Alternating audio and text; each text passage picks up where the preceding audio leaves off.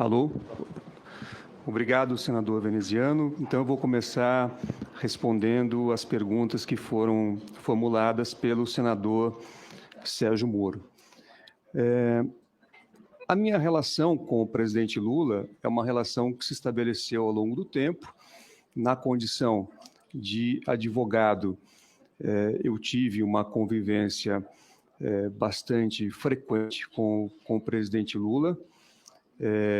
Não fui padrinho do casamento do presidente Lula e prezo muito esta relação, assim como a relação que tenho com outras pessoas, inclusive deste Senado da República.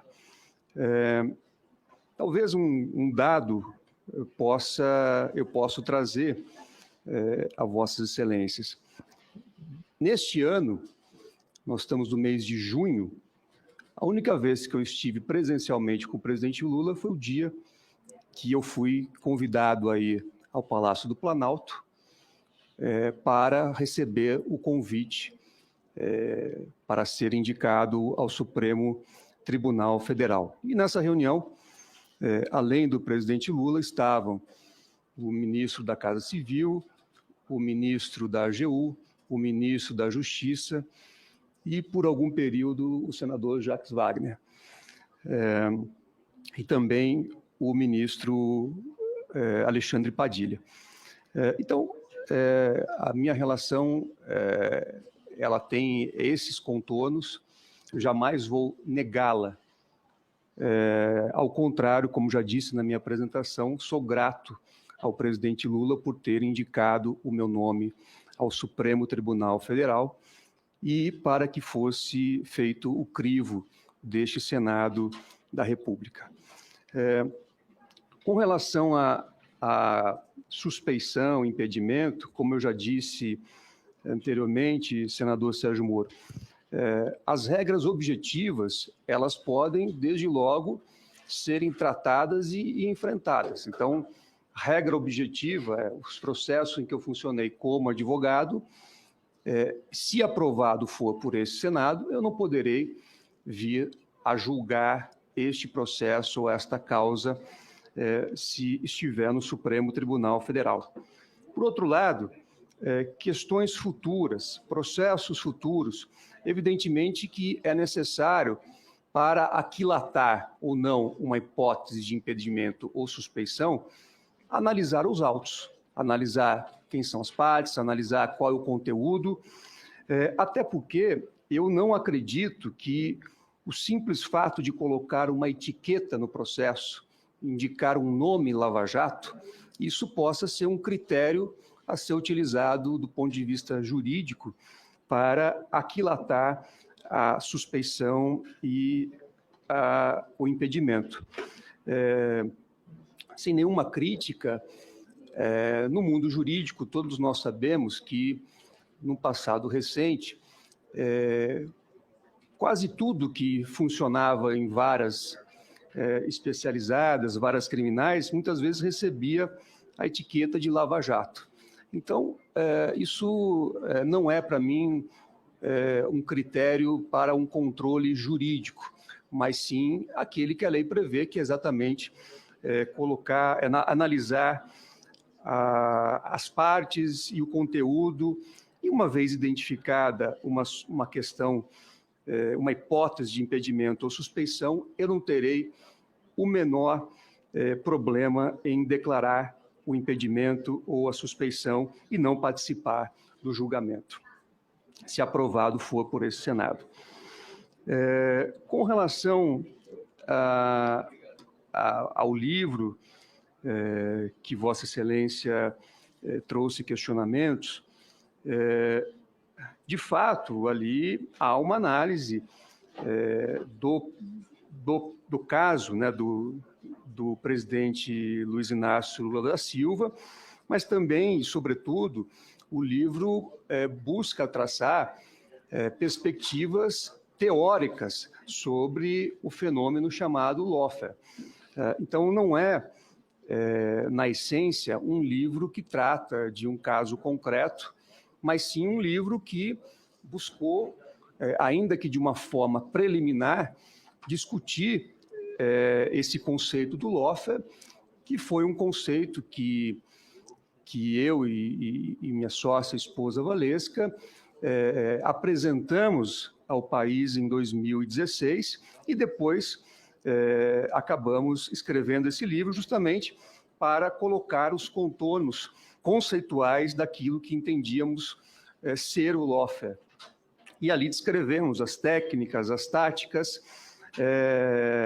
para que as pessoas pudessem compreender o raciocínio que nós estávamos apresentando publicamente e também pudessem aferir, né, casos de lawfare no Brasil e também ao redor do mundo. Então, a obra é uma obra conceitual e que não pode, na minha visão, gerar, em princípio, qualquer impedimento ou suspeição.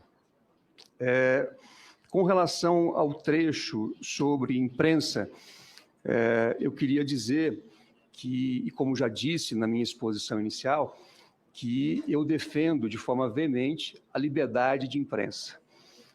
Defendo a liberdade de imprensa como um direito fundamental, inclusive, daquele que tem o direito de ser informado. Na minha carreira, na minha atuação profissional, inclusive, tive a oportunidade, em diversas ocasiões, de defender a liberdade de imprensa nos tribunais, de defender empresas e jornalistas que, por algum motivo, estavam tendo a sua atividade profissional cerceada. Então, a minha trajetória é de defesa da liberdade de imprensa e assim penso, até porque nós temos aqui uma situação consolidada e que, claro, deve sempre ser aprimorada. A referência a conselho de imprensa, senador, na verdade, nesse trecho do livro, o que se buscou fazer foi uma análise comparativa com leis de outros países, nesse caso em particular com a legislação inglesa, que disciplina a questão da prova, da utilização da prova na mídia durante o processo. Então, não defendemos ali um modelo, mas sim colocamos em discussão algumas ideias a partir da experiência internacional, a partir da legislação internacional, consignando que eu sou contra a importação de legislação internacional sem nenhum espírito crítico. Eu acho que o Brasil tem a sua realidade e essa realidade deve ser levada em consideração, evidentemente. Mas aí, esse é o papel relevante, né, que este Senado da República faz em prol da sociedade, que é editar as leis assim que haja uma necessidade, uma demanda da sociedade. Com relação à questão de drogas, e Vossa Excelência citou uma situação concreta que envolvia um guarda civil, a minha visão, senador, é que a lei deve definir a atribuição do agente público. Então, o que é preciso ver, sempre no caso concreto, é se o agente público tem atribuição legal para realizar o ato de persecução, para realizar o ato que leva, por exemplo, à apreensão de drogas. Então, não é uma questão de ser favorável ou não ao combate às drogas.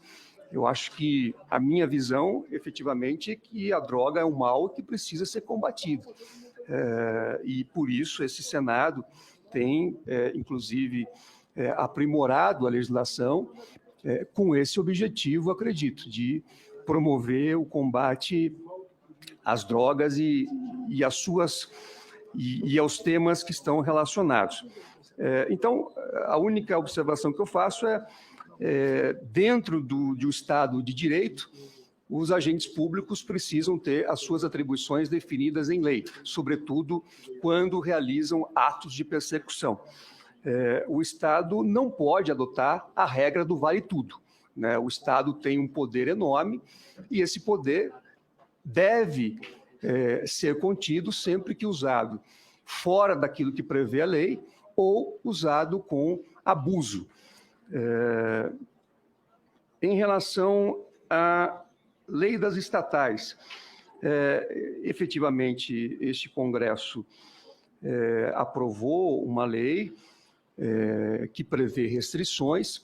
Eu não posso aqui tratar especificamente da lei, porque se Vossas Excelências aprovarem o meu nome, eu provavelmente terei que analisar esse assunto, porque está em discussão no Supremo Tribunal Federal.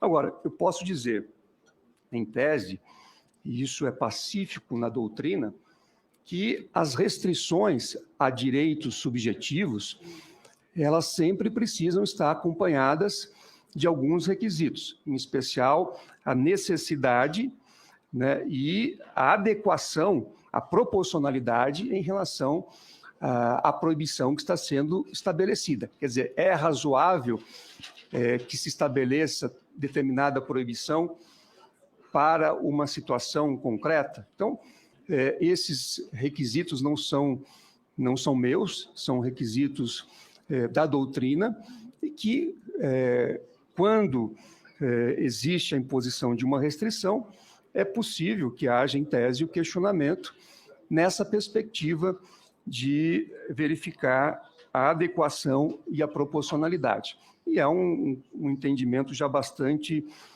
pacificado na doutrina, acredito eu. Em relação ao uso de provas ilícitas no processo, para promover atos de persecução, para acusar alguém. Também aqui temos uma visão na doutrina que, de um lado, há autores, há juristas que entendem que a prova ilícita só pode ser usada como meio de defesa, ela pode ser usada, mas exclusivamente como meio de defesa, e há uma outra corrente que entende que se a prova ilícita, mesmo com esse caráter, ela aponta uma determinada conduta ilícita do Estado, ela pode ser usada também para punição do agente. Reconheço, salvo o melhor engano, que prevalece a primeira corrente, mas existem essas duas correntes que disciplinam, enfim, essa questão do uso da prova ilícita no processo. A questão do foro por prerrogativa de função, efetivamente, é um assunto que está disciplinado na Constituição, é um assunto que vem sendo também analisado pelo Supremo Tribunal Federal, que, no seu mais recente pronunciamento, de fato, restringiu a prerrogativa do foro para os crimes hipoteticamente cometidos no exercício da função do agente público.